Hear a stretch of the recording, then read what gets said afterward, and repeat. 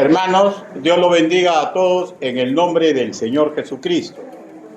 El título de la entrega de hoy se denomina La perfecta promesa del gobierno milenial. La perfecta promesa del gobierno milenial, primera parte. Hoy vamos a tocar los 3 primeros versículos. Y empezaré diciendo una cuestión sumamente importante para la salud de una congregación. Escúchenme, por favor, que las posiciones teológicas casi siempre terminan dividiendo a los creyentes en Cristo Jesús. Y en esto podemos apreciar prueba palpable de que somos criaturas sin omnisciencia. Y ojo, que pensar o tener posiciones teológicas diferentes no es pecaminoso en sí mismo. Lo pecaminoso se da cuando por defender una posición rebajamos, nos burlamos, creamos heridas en el prójimo y propiciamos divisiones en una congregación o grupo paraeclesiástico que uno conforma. Y si así, hermanos míos, atentamos contra la paz y unión que debería existir en cada congregación de Cristo, pues el Señor así lo manda. Si es posible, en cuanto dependa de vosotros, estar en paz con todos los hombres. Romanos capítulo 12, versículo 8. Cuando una congregación del Señor se enrumba dentro de la sana doctrina y a su vez existe en su interna hermanos en la fe, sin importar el sexo, que sin tener todos la misma posición, pero cuando esto ocurre, pueden andar paciente y humildemente en su servidumbre a Cristo. Sí es posible, hermanos míos, cuando eso ocurre, vivir calmadamente, sin crear y aumentar ficciones, evitando mayúsculos malestares, desorientación en la grey y divisiones congregacionales. Ahora, fijando nuestra mirada en el título de esta entrega, es claro que en algún momento vamos a tratar sobre el milenio, doctrina que tiene detractores y defensores dentro de la misma cristiandad. Por ejemplo, está el trabajo presentado por el teólogo bautista norteamericano Ray Summer, ya en la presencia del Señor desde 1992. Él, en su libro Digno es el Cordero, consideró el milenio como algo que ya ocurrió. Por favor, escúcheme, ¿ya? Y hay píos y valiosos pastores del Señor y teólogos que se adscriben y tienen esos mismos convencimientos sobre el milenio que ya ocurrió. Ahora, permítame decir que estoy completamente de acuerdo con el teólogo que acabamos de nombrar, con que, en línea general, con lo escrito sobre estos 1000 años, que lo escribió el apóstol Juan, dentro de sus objetivos, intentó fortalecer la fe, la servidumbre de Cristo y dar esperanza a los creyentes de su época que sufrieron suplicios y abusos ante la moledora de carne en que se volvió el Imperio Romano. Y a su vez Juan nunca pensó que con sus escritos pudiera crearse división entre verdaderos creyentes. Ya muerto Juan y terminada de ser escrito Apocalipsis, toda la cristiandad que vivió en aquel entonces apreció el cese de la persecución. También apreciaron cómo dejaron de existir estos líderes romanos que cual bestias y falsos profetas maldecían el nombre de Cristo. Es casi seguro que todos ellos pensaron que ahí estaba la mano misericordiosa y la justicia de Dios. Y es casi imposible que los estudiosos de la Biblia de los primeros siglos de la iglesia primitiva no apreciaban en este desenlace de la historia de su época una analogía con lo escrito en la segunda parte de Apocalipsis capítulo 20, versículo 10. Y el diablo que los engañaba fue lanzado en el lago de fuego y azufre. La analogía está en esto, donde estaba la bestia y el falso profeta, y serán atormentados día y noche por los siglos de los siglos. Y todos ellos, hermanos míos, si centrados en la sana doctrina, y como nosotros esperamos, sin afán, se cumpla ese pendiente, ¿no?, del final del diablo para los últimos tiempos. Pero ellos que vieron el fin de la persecución y vieron cómo como iglesia habían resistido, discernieron, escúcheme, por favor, la magnífica utilidad de la fe que se nos enseña, la magnífica utilidad de nuestra servidumbre a Cristo, y tuvieron ellos la certeza histórica de que esperar en Dios nunca es vano. Para eso se nos enseñan las Escrituras, para que sin importar las circunstancias que afrontemos, sepamos que Dios es suficiente para darnos fe, paciencia, esperanza. Y de hecho, en ellos se fortaleció la certeza que Dios es sobre toda circunstancia de vida.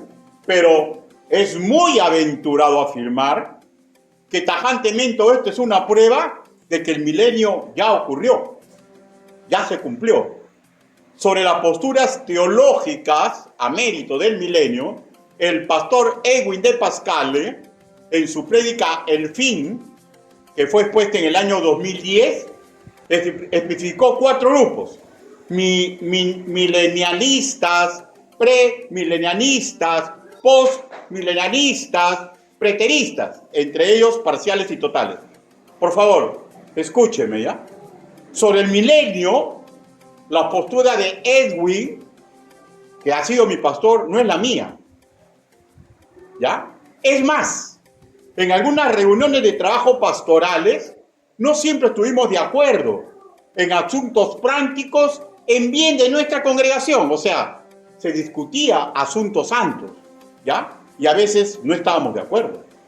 Sin embargo, durante 4 años que fui ministro de Evangelismo y Misiones en la congregación que él pastorea, Iglesia Bíblica Bautista Misionera Esperanza en Jesús, hermanos, trabajamos juntos armoniosamente. Y cuando dejé de pertenecer a esa congregación, quedó y aún persiste una férrea y sana amistad y colaboración en algunos asuntos relacionados en la obra del Señor. En esa congregación fue que recién aspiré, hermanos míos, y aprendí que los bautistas, pese a diferencias que podemos tener, podemos empujar unidos correctamente el carro de la Gran Comisión, si vivimos en armonía. Ya cuando estemos en la presencia del Señor, sabremos quién se acercó con respecto, en este punto que estamos exponiendo del milenio, con su posición teológica, quién se acercó más a la verdad del Señor. Porque la verdad del Señor es una sola. Pero eso lo vamos a ver al final de los tiempos, ¿no? No podemos estar discutiendo, dividiéndonos por cosas del futuro, ¿no? Antes de entrar al cuerpo de esta exposición, permítame resaltar nuevamente una aclaración que ya la he hecho, pero esta aclaración está en la pluma de Ray Summer. Sobre el milenio él escribió así, en su libro, ¿no? El Correo es digno. Juan, mientras permaneció en la isla de Patmos, teniendo sus visiones, nunca pensó que sus lectores discutirían y se dividirían por causa del contenido de este capítulo, ¿ya? Por tanto, hermanos míos, cuando apreciemos Apocalipsis, no es para discutir, no es para dividir, sino para ayudarnos a crecer armoniosamente en la fe y ayudarnos a tener esperanza en medio de cualquier escenario que la vida cotidiana nos presente, por más interesante que sea y por más que esa circunstancia que nos estamos viviendo va en contra de nuestros deseos, ¿ya? Porque usted lo sabe, ¿no? Sus deseos no siempre se cumplen, ni los míos tampoco. Sin más, en esta primera parte, en esta introducción de la perfecta promesa del gobierno milenial, primera parte, busquemos Apocalipsis capítulo 20. Apocalipsis capítulo 20.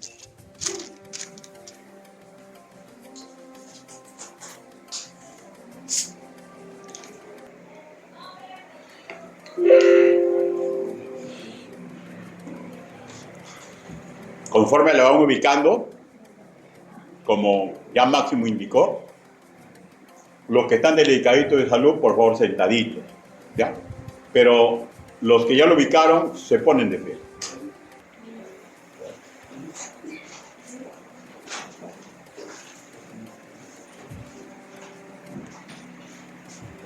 Apocalipsis, capítulo 20, versículo del 1 al 3. Si Dios lo permite, para la próxima semana tocaremos los tres versículos restantes. Y la palabra del Señor dice así: y vi a un ángel que descendía del cielo con la llave del abismo y una gran cadena en la mano, y prendió al dragón, la serpiente antigua, que es el diablo y Satanás, y lo ató por 1000 años, y lo arrojó al abismo y lo encerró, y puso su sello sobre él, para que no engañase más a las naciones hasta que fuese cumplido 1000 años, y después de esto debe ser desatado por un poco de tiempo. Todos juntos a la vez, el versículo 2. 1, 2, 3. Y prendió al dragón, la serpiente antigua, que es el diablo y Satanás, y lo ató por 1000 años. Palabra de Dios. Incline tu rostro, permítame orar. Bendito Padre Celestial, mis hermanos hoy reunidos y aquellos que escuchen este mensaje, todos debemos comprender a cabalidad que no existe ser humano digno de predicar ni enseñar sus evangelios. Señor, pero usted me ha dado la oportunidad. Hable, Señor Yahvé. Permita que mediante el trabajo que he preparado y he investigado, para su gloria y su honra, haya un rebote santo en nuestra mentalidad para vivir unidos en armonía, comprendiendo que nuestro enemigo es completamente, superiormente a nosotros, poderoso, Señor. Pero en usted lo podemos vencer. Ayúdenos, Padre. Así le suplicamos en el nombre del Señor Jesucristo. Amén. Por favor, tomen asiento. Permítame que lea nuevamente el versículo 1. Dice: vi a un ángel que descendía del cielo con la llave del abismo y una gran cadena en la mano. Por favor, ya no le escuche, por favor, ¿ya? La acción que desarrolla, o sea, lo que acabamos de leer, la acción que está desarrollando el apóstol Juan, que está rememorando, es que él vio una escena, ¿no es cierto? Y surge una lógica interrogante, castizamente, según el griego koiné. ¿Qué implica lo que él vio? Lo que nuestra Reina Valera en 1960 se escribe vi, tiene correspondencia con el vocablo joraó, ¿ya? Joraó, que define algo o alguien, ¿ya? Que se está mirando. Pero también podría ser algo o alguien que captó su atención, pero también pudo implicar lo que percibió el apóstol, ese según la riqueza del griego koiné, ¿ya? Que podría ser que vio un ángel real o alguien o una manifestación divina y él percibió como que parecido a uno. En todos los supuestos casos, ¿no? De lo que él verdaderamente vio, ¿ya? Todos los casos portaban un mensaje, ¿no?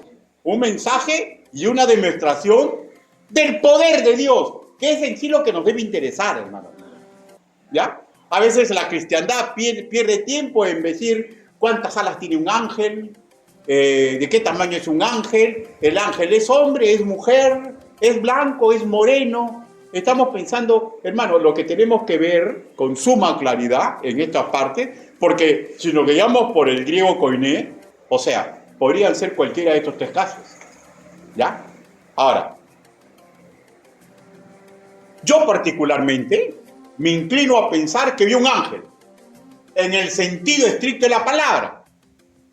El versículo continúa relatando y se completa afirmando que llevaba dos objetos sumamente importantes y significativos. Cuando leemos en nuestra Reina Valera 1960, una llave es igual kleis, en el sentido de una herramienta de hechura divina para prender al demonio. Versículo 2, no lo lee, escuchen nomás. El enemigo de Dios debe ser prendido, y el enemigo de todos los cristianos. O sea, esta llave cierra el abismo una vez que el diablo esté en este lugar. ¿Ya? Una vez que esté en este lugar. Sumando al otro término que en nuestra Reina Valera leemos que dicho mensajero llevaba consigo una gran cadena, otra vez hay un objetivo claro: arrojarlo. En el versículo 3. El equivalente para cadena en el griego koiné es hauses, que sumado al gran, que habla de magnitud, metafóricamente implica sujeción del demonio por una fuerza de infinito mayor rango de la que él pueda resistir. Lo que implica, hermanos míos, que el peor de nuestros enemigos, el príncipe de los demonios, sí puede ser detenido, sujetado, maniatado, vencido, para que no realice ningún daño. Escúcheme cuál es la clave. Cuando un mensajero, ¿ya?, cuenta con el aval de lo alto, y así el demonio es atado. ¿Ya? Ahora, estamos rescatando principio de lo que vemos, lo que ocurrió, ¿no? Lo que relató Juan. Versículo 20, 2 y 3 dice: y prendió al dragón, la serpiente antigua, que es el diablo y Satanás, y lo ató por 1000 años, y lo arrojó al abismo, y lo encerró, y puso su sello sobre él, para que no engañase más a las naciones, hasta que fuese cumplido 1000 años. Después de esto, debe ser desatado por un poco de tiempo. O sea, fue atado. El exegeta Bautista Carballosa sobre esto es atado, explica que mediante este antroformismo, ¿ya?, humanamente puede ser explicada una acción divina que de otra forma no podría ser comprendida por nuestro intelecto. Por eso, por ejemplo, en la Biblia dice, y las manos de Dios, ¿no? ¿Ya? Un ejemplo.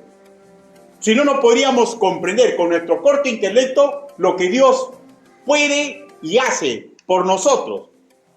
Agrego esa verdad magnífica. Es objetivamente esperanzadora. Repito, porque implica que el demonio sí puede ser neutralizado totalmente por el poder de Dios. Y hasta aquí yo espero que todos los que se definen en diferentes posiciones sobre el milenio estemos de acuerdo. Soberanamente, el Altísimo puede usar en el momento que Él crea conveniente a un mensajero suyo. ¿Cuál es el mensajero de Dios?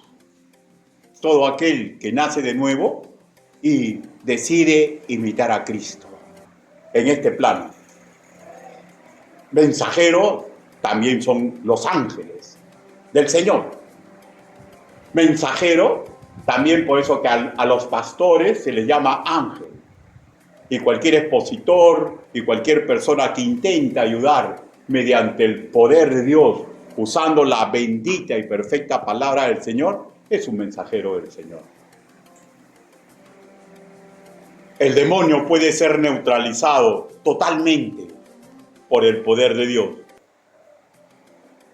cuando un mensajero suyo es utilizado por él para neutralizar, hermanos míos, a cualquier enemigo de la iglesia. Esta es una de las verdades fundamentales que yo rescato de este pasaje bíblico. Y muchos me dicen, pero yo no tengo poder. El poder de Dios está en nosotros. Pero para que ese poder fluya, tenemos que intentar vivir como Él vivió en ese mundo. Así es, hermanos míos, cuando ponemos en vencer a cualquier gigante que hace daño a nuestra familia, a la congregación y a nuestra propia persona.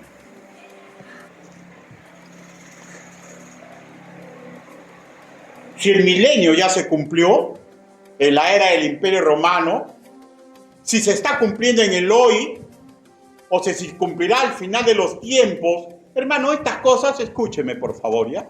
No nos debe llevar a perder el sueño, ni a discusiones y posiciones irreconocibles, ya irreconciliables, que dañan la unidad dentro de una congregación y de un grupo de iglesias que se reconocen que tienen la misma misión, por tanto, deben estar juntas en armonía para complementar objetivos comunes en beneficio de la gran comisión. Juan escribió en su tiempo y les habló de algo que era futurista, porque todavía no se había cumplido, ¿no es cierto? Porque después él habló, escribió estas cosas, su primera instancia era porque la iglesia aquel entonces sufría persecución. Él murió y habló del futuro, que el Señor iba a ayudarlos. Y ellos confiaron en la palabra de Dios, confiaron en lo que dice la palabra del Señor. Y vieron, hermanos míos, cómo se cumplió. Repito, Él utilizó enseñanzas para que ellos comprendan que un futuro triunfante sí puede ser posible. Pero para buscar un futuro triunfante, tenemos que aumentar nuestra fe. Y tenemos que mejorar nuestra mayordomía en Cristo. Si no, hermanos míos, los triunfos que logramos es en nuestras fuerzas. Muy particularmente, yo sí espero un reino milenial. Pero si no se da, como yo creo que será, o como enseño, nada de esto va a entorpecer mi fe, ni mi esperanza en un reino regido por el mismo Señor, donde tendré yo y mis hermanos en Cristo vida eterna, ¿ya? Sin que el mal pueda volverse a manifestar para hacerme daño. Y si como buenos bautistas amamos vivir en armonía, no debemos, escúcheme por favor, empujar, denigrar, combatir, zarandear a otros sirvientes del Altísimo que tengan posiciones teológicas diferentes a la nuestra. Y mucho más si congregamos juntos, y mucho menos por algo que le pertenece al futuro. ¿Ya? Yo estoy plenamente de acuerdo con el exegeta Edwin de Pastale cuando expresó que en este cuadro relatado en Juan se aprecia una tremenda carga dramática. Por favor, escuchen, péguenlo en su corazón, que el demonio sí puede ser vencido. Pero cuando nos cobijamos en el poder y en los mensajes de Dios. Asimismo, estoy al 100% convencido, como expresó el teólogo bautista Ray Sumer, que el apóstol Juan nunca pensó que sus lectores discutirían y se dividirían por causa de este esperanzador capítulo. ¿Cuál debería ser la respuesta de un duro mayordomo del Señor si con actos de división o posiciones encontradas o dime que te diré hay en una misma congregación? ¿Cuál debía ser respuesta? Escúcheme, hasta en su propia familia de sangre, si usted es creyente, no dar cabida al diablo. Y eso está en Efesios capítulo 4, versículo 27 en su tercera parte. ¿Por qué? Porque el demonio ha venido para desunir, distanciar, malograr las uniones que Dios proyectó para la humanidad. Y Él proyectó que existan familias, y Él proyectó que existan iglesias, y Él proyectó que existan naciones. Y el demonio destruye, desune todo lo que Dios planeó para la humanidad.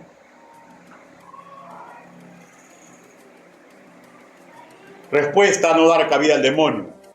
Y vivir y procurar que la paz del Señor no se pierda en la congregación donde estamos, ni en los grupos paraeclesiásticos que conformamos, ni en la familia de sangre que integramos, ni la nación gloriosa en la cual vivimos. Es también sumamente interesante, hermanos míos, que aquí se nos vuelve a recordar lo que el enemigo solo dejará de hacer, porque no puede dejarlo hacer porque es su naturaleza, ¿ya? Solo dejará de hacer si interviene directamente el Señor con su inmenso poder. Versículo 3, subraye, y puso su sello sobre él, para que no engañase más a las naciones. Ahora, escúcheme, por favor. Todos sabemos que las sociedades seculares donde vivimos sufren engaños. La sociedad donde vivimos está engañada en muchas cosas. Casi en general, muchas cosas malas les llaman buenas. Y a las cosas buenas le dicen malo. Y esto, hermano mío, no es una característica de nuestra patria donde vivimos, ni de la China, ni de cualquier nación del mundo, ni es una cosa que se da solamente en la iglesia. Esto ha sido de siempre, ¿ya? Así, por ejemplo, hizo que Eva creyera que era bueno comer de lo que Dios le dijo que no coma, ¿no? Y esto es desde antes, hermanos míos, desde el principio. Por eso es de que cuando uno le dice a un joven, no te unas a un yugo desigual, pero si es buen partido. Pero si es buen partido. Cuando se le dice, no mancien el lecho conyugal, pero mi esposa es, y mis amigos me han dicho, pero mi esposo es, y ya estoy harta. Y comienzan a embuirnos, hermanos míos, los pensamientos del mundo. Y detrás de eso está el demonio que engaña a las naciones y utiliza el contexto en el cual nosotros nos desarrollamos, situacional por los problemas que tenemos, ¿no? ¿Ya? Y cultural, para que nosotros también digamos, es bueno, no es malo, cuando la Biblia dice que es pecado.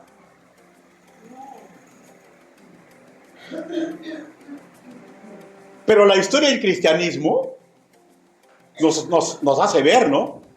Y los relatos bíblicos, que no solamente son atacadas las naciones, también lo hizo, hace, y hasta que le sea posible, si Dios lo permite, intentará engañarnos a nosotros los creyentes. Su objetivo con respecto a nosotros los creyentes, escúcheme ya, es claro.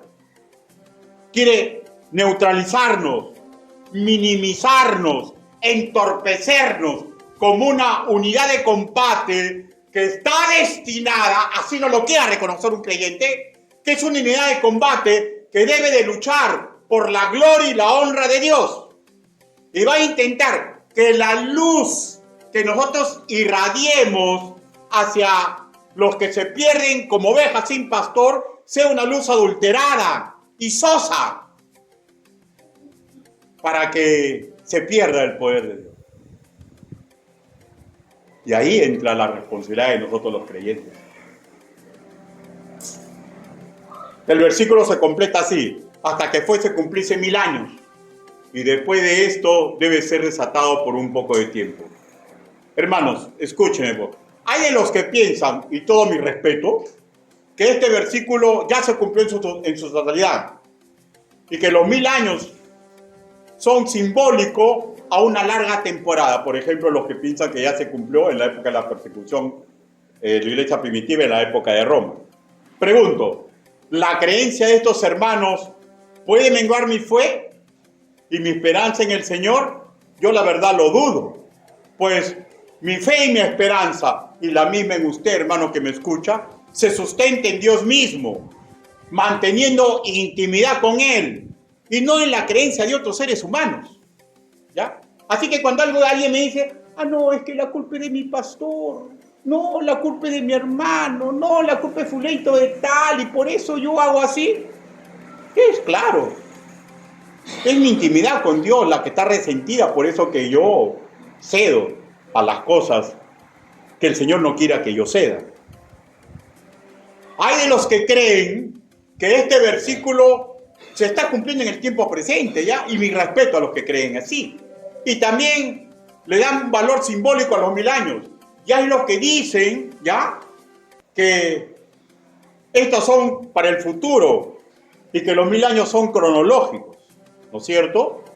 Y vuelvo a preguntar, si una de estas no es mi creencia, ¿acaso por lo que estas personas creen y me cuentan lo que creen, va a menguar mi fe y mi esperanza en el Señor? Vuelvo a responder, mi fe y mi esperanza se sustentan en Dios mismo.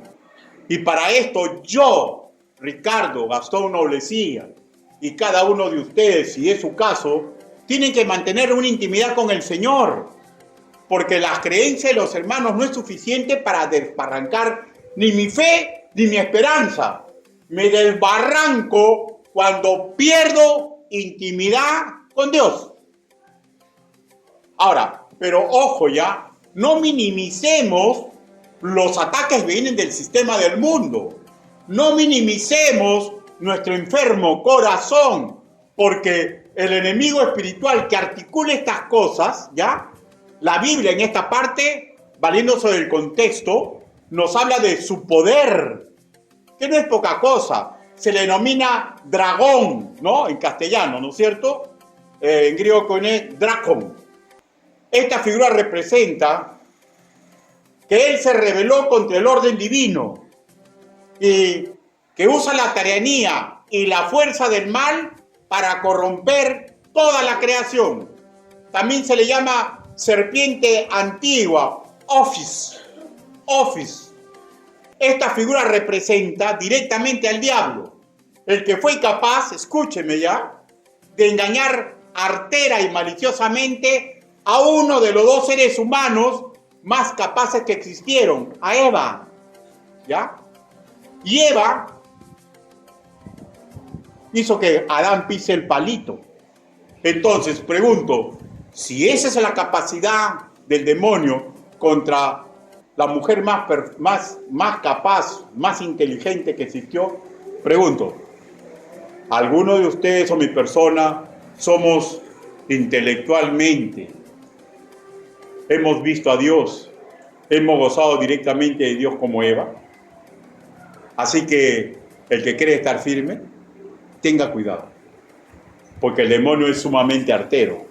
El otro nombre que vemos acá es el diablo, diabolos. Este término describe al calumniador, al falso acusador de los hombres ante Dios y entre nosotros, el que incita para desunirnos a los demás. ¿Quién cree que incita cuando peleamos con nuestro ser querido? ¿Quién cree que incita cuando discutimos por dinero? ¿Quién cree que incita cuando estamos peleados en la iglesia? El demonio está suelto. Y él ve la forma de articular las cosas, circunstancias que vemos y vivimos y sentimos con nuestro engañoso corazón. Satanás, su nombre propio.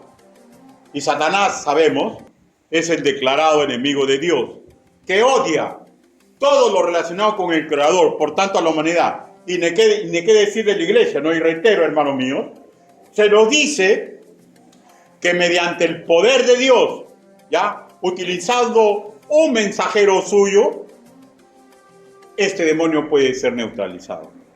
No por siempre, sino por un tiempo que determine el Señor. Y luego, sabemos, seguiré en las andadas hasta que sea arrojado al lago de fuego y nunca más existe el mal en la creación. Pero mientras tanto, hermano mío, usted está siendo atacado. Y yo también. Pastor, pero yo no soy creyente. Bueno, lo tiene enredado en su vida. Pastor, yo soy creyente. A usted lo ataca. Porque su intento, hermanos míos, es de que la luz del Evangelio no alumbre nuestra vida. Y dejando de lado muy respetuosamente el milenio, ¿ya? Es una constante en la cristiandad. El demonio nos va a atacar y nos va a dejar de atacar cuando Dios así lo disponga. Porque sabemos, ¿no?, por los relatos bíblicos, que Dios le pone límites a la maldad que Él realiza con nosotros. Y en verdad, hermanos míos, duelen los ataques del diablo. ¿Ya? Pero somos sirvientes de Dios. Y Él tiene un plan más vasto, ¿no? Él permite que tengamos pruebas y permite estas cosas. Pero confiemos en Cristo, que ya lo venció en el Calvario, que nuestra salvación está segura, pero que en el plano actual podemos vencerlo nosotros, sus mensajeros, si hacemos como Él manda. Claro, vencer no significa, hermanos míos, y esto que quede claro, ¿ya?, que se va a cumplir sus deseos, porque ni Dios ni la Biblia es la lamparita que cumple deseos. Vencer al diablo, debemos saber que si hemos recibido a Cristo como Señor y Salvador, sí o sí tenemos vida eterna. Y que podemos vencerlo acá. ¿Saben cómo? No estoy ofreciendo, porque sería manteca y culebra, cambiar mi circunstancia, pero puede, mediante crecer en la fe, en la mayordomía y en la esperanza de esperar en Dios, puede crecer. ¿Saben lo que puede crecer? Mi aguante, para que la paz que Dios me dio no me sea robada. Hermanos, usted no me deja mentir. ¿No se siente mal cuando discute en su casa en forma artera? ¿No se siente mal cuando está encontrado con un hermano de la iglesia? ¿No nos sentimos mal cuando queremos imponer a los demás nuestros puntos de vista? Si usted no se siente mal, sospecho de que usted necesita ser evangelizado. Porque el que es creyente, el Señor le avisa que está haciendo malas cosas. Que está haciendo mal las cosas. Hermanos míos, Él, en su tiempo perfecto, va a poner definitivamente al demonio en un sitio donde no pueda salir, y con él a toda la hueste de maldad. Pero mientras tanto, cuidemos nuestra unidad, cuidemos nuestra intimidad y cuidemos nuestra servidumbre a Cristo. Recordemos un poquito, hermanos míos, lo que aconteció con la iglesia primitiva, para que veamos cómo el demonio cree que está venciendo, ¿ya? Pero cuando el creyente reacciona con mayordomía, cuando el creyente reacciona con fe, y cuando el Señor, pese a las crisis que vive, responde con esperanza, ocurren maravillas. Recordemos un poquito la historia, ¿ya? El demonio utilizó a ciudadanos y autoridades romanas y a judíos reprobados desde la época de Juan, hermanos míos, ¿ya?, para desgraciar a la cristiandad. Así fue, por ejemplo, que se unieron judíos y romanos y abusaron de su autoridad con el Señor Jesús. Y esto mismo estaba ocurriendo en la época en que Juan comienza a escribir Apocalipsis, estaba sufriendo persecución. Ahora, cesaron los judíos, pero los romanos continuaron y martirizaron a los creyentes en esa época, en el circo, con los leones. Y la gran mayoría, hermanos míos, resistieron la tortura y ataques de fieras sin renunciar a Cristo. ¿Por qué? Porque se refugiaron en las palabras que fueron expresadas por el Señor Jesús y por el fundamento que escribieron los apóstoles, entre ellos Juan. Los creyentes del pasado, hermanos míos, en medio de su dolor, vieron cómo más personas se sumaban a la fe en Cristo e interpretaron correctamente que con su martirio, escúcheme por favor, no nos cansemos de sufrir. Porque cuando sufrimos, pero reaccionamos correctamente, hermanos míos, Dios se agrada y vemos milagros en la vida de los demás. Ellos, hermanos míos, vieron que mediante su martirio ocurrieron las peores derrotas del demonio. ¿Cuál es la peor derrota del demonio? ¿Ah? ¿Que le quitemos plata? ¿Que le quitemos autoridad? No, hermano, ¿sabe cuál es la peor derrota del demonio? Cuando más personas creen en Cristo. Cuando más personas se cimentan en Él. Esa es la peor derrota que puede recibir el demonio. Y ellos vieron este patrón, ¿ya? Que así como con la muerte y suplicio de Cristo se logró la máxima victoria para la humanidad, la posibilidad de vida eterna, ellos vieron con su martirio, ¿ya? Ocurría y su suplicio el mismo patrón, a tal punto que estuvieron convencidos, ¿ya? Que Tertuliano, un historiador romano cristiano, acuñó la siguiente frase: sanguis martirium simil Christianorum. En castellano, la sangre de los mártires es semilla de cristianos. Sus ataques a mansalva, ¿qué fue lo que produjeron? Que haya más creyentes. Sus ataques a mansalva, ¿qué produjeron? Que los que lo sufrían fortalezcan su fe. Y demostraron, hermanos míos, que en el peor de los escenarios, su servidumbre a Cristo, ¿ya? Y su fe fundada en aquel que murió en la cruz, les dio tiempos mejores. Y lo mejor que veían era que las personas caían a los pies de Cristo. Y ellos, centrados magníficamente en la sana doctrina, sabían que algún día en el futuro el demonio sería atrapado, maniatado y reducido a la nada. Pero que mientras estaban en ese mundo, tenían que seguir luchando por la gloria y la honra de Dios.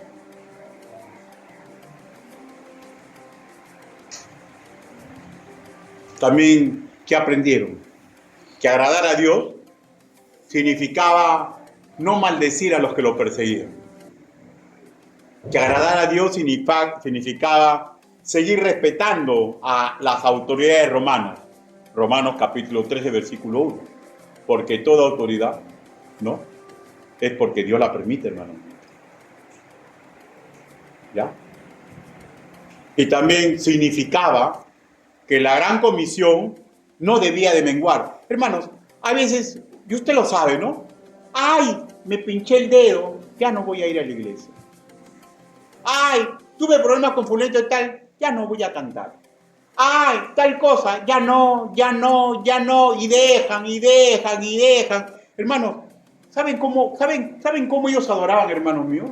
En catacumbas, iglesias subterráneas, y ponían ujieres en la puerta. ¿Y saben para qué? Para avisar cuando venían los romanos y tenían salidas para escaparse. Pero los que no podían escaparse, los llevaban al circo. Los mataban. Les quitaban sus cosas, les confiscaban sus bienes. Pregunto, ¿usted o mi persona congregaríamos si supiéramos que viniendo acá nos van a meter a la cárcel? No congregamos acá. ¿Saben por qué? Porque sentido común. Entonces tendríamos que buscar dónde congregamos, ¿no es cierto? Tendríamos que buscar solapa, ¿no? Sin equipo de música, cantando suavecito, ¿no? Predicando la palabra a media voz, ¿sí o no? ¿Y el ujir estaría en la puerta? No, para dormir, no, para estar haciendo otras cosas, sino el ujir estaría así, ¿ya? Mosca, para decir, ahí vienen los soldados, ahí vienen los policías, escapen. Y tendríamos que salir por un sitio que ya tendríamos para salir. Esa era la historia de la iglesia primitiva. Y nosotros tenemos libertad. Libertad de culto. Libertad de culto.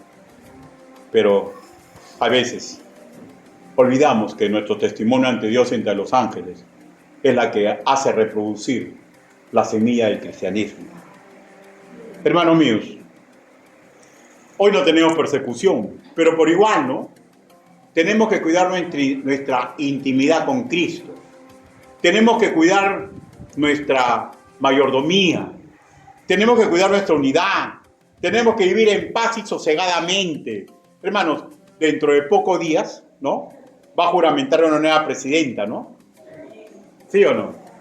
Pero fácilmente pudo ser de otra tendencia, ¿no? Un procomunista. Pregunto, ¿la política nos va a dividir? Pregunto, ¿las posiciones teológicas nos van a desunir? Pregunto, ¿los malos entendidos entre nosotros nos va a enemistar? Pregunto, ¿nuestro ego nos va a hacer que desunamos la iglesia? ¿Desunamos a nuestra familia de sangre? ¿Que no queramos pedir perdón? ¿Que no queramos hacer las cosas correctas? ¿Nos va a desunir, hermanos míos? No permita eso, ¿ya? Porque el demonio está como león rugiente esperando a quien devorar. Primera de Pedro, capítulo 5, versículo 8. Y acabamos de escuchar los títulos de él, ¿no? No se lo permitamos. El primer punto, básico. Mantenga su intimidad con Cristo. Segundo punto, básico. Mantenga su mayordomía. Usted y el que habla somos sirvientes, chulillos, mandados, mensajeros de Dios Altísimo. ¿Ya? ¿Para qué? Para que mediante nuestra correcta fe, nuestra correcta mayordomía, nuestro correcto corazón, el Señor nos use para amarrar las maldades que el demonio hace. Y esa es una inmensa satisfacción que Dios le ha dado a cualquier nacido de nuevo. No tire por la borda su primogenitura. Y yo debo luchar para que ocurra eso también conmigo. Hermanos, el que les está predicando es un hombre común y corriente, sumamente débil. Y yo no creo verdaderamente que sin Cristo podría hacer ni una décima parte de lo que hago. Terminemos leyendo todos a mi voz el legado que nos dejó Pablo cuando él ya no podía reunirse con sus amados hermanos, a los cuales discipuló y les enseñó la verdad del Altísimo. Busque Efesios, capítulo 4. Efesios, capítulo 4. Conforme lo van ubicando, nos vamos poniendo de pie. Otra vez, con excepción de los que están delicados de salud.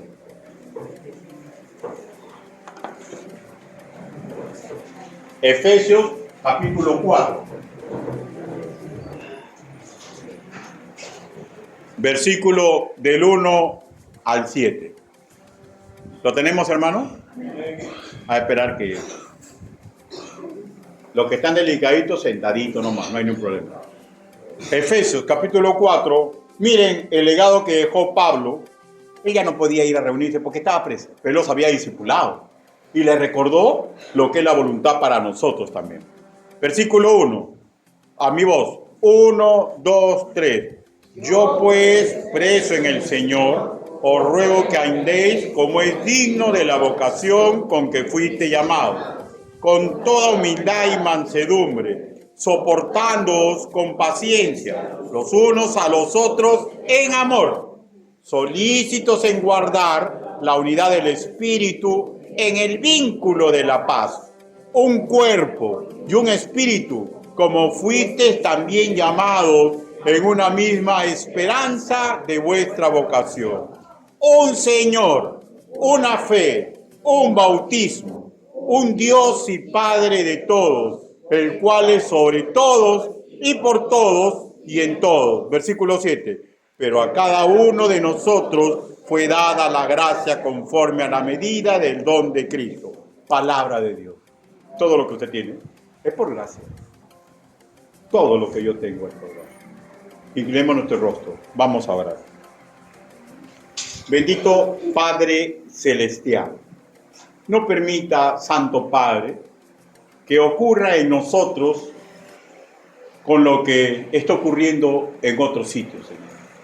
Que las congregaciones se dividen por posiciones teológicas, que las congregaciones se dividen, Señor, a no comprender correctamente el llamado de vivir en paz y en armonía. Ayúdenos, Padre, porque según su visión, Señor, nosotros somos sus mensajeros, que estamos destinados a hacer cosas grandes y maravillosas, Señor, para la gloria y honra suya. Ayúdenos, Padre, para que veamos esos mensajeros que usted utiliza para maniatar por un tiempo las maldades del maligno. Ayúdenos, Papito lindo. Así, con los ojos cerrados, quiero hacer alguna invitación. Puede hacer que usted aún no ha recibido a Cristo como su Señor y Salvador. Si usted sabe que ese es su caso, hágame una señal para terminar el culto, tener unas palabras con usted. ¿Alguien desea recibir a Cristo como su Señor y Salvador personal? Levante su mano. ¿Alguien desea conversar conmigo al respecto? Ahora hago otra invitación. Dios te bendiga. Ahora otra invitación. Usted sabe qué artero es el enemigo. ¿Tiene problemas con algún hermano en Cristo? Debe solucionarlo. ¿Tiene problemas con algún miembro de su hogar que no es creyente? Debe solucionarlo. ¿Tiene alguna posición teológica que le pica la boca por hacer que cunda en sitios donde no debe hacerse? Debe solucionarlo. Porque hemos sido llamados para vivir en paz. Porque hemos sido llamados para bregar juntos por la gloria y la honra del Señor. Y donde vayamos somos mensajeros de Dios. Esos con los que vivimos en el hogar. Esos con los que congregamos. Esos con los que trabajamos. Tienen que ver en nosotros las virtudes de aquel que murió en la cruz. Si alguien necesita fuerzas para hacer cualquiera de estas cosas, no le digo que converse conmigo. Pero permita que oremos todos juntos para que usted tenga fuerzas para esas cosas.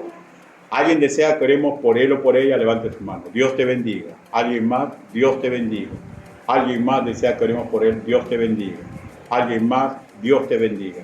¿Alguien más desea que oremos por él o por ella? Vamos a orar. Bendito Padre Celestial. Señor, usted ha visto las manos levantadas. Ayúdelo, Señor, para que sumen fuerzas, Señor. Para que podamos, Señor, ser sus enviados de unidad.